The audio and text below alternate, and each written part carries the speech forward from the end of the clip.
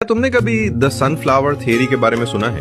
कहते हैं जब आप किसी को सनफ्लावर्स दो तो हमेशा दो देने चाहिए, क्योंकि जब धूप तेज होती है सनफ्लावर्स रोशनी की तरफ रुख करते हैं, लेकिन जब रात होती है तो वो एक दूसरे की तरफ मुंह कर लेते हैं, एक दूसरे में रोशनी ढूंढते हैं। तो जब तुम किसी को सनफ्लावर्स देते हो तुम असल में कहते हो अंधेरे में भी तुम ही मेरी रोशनी हो।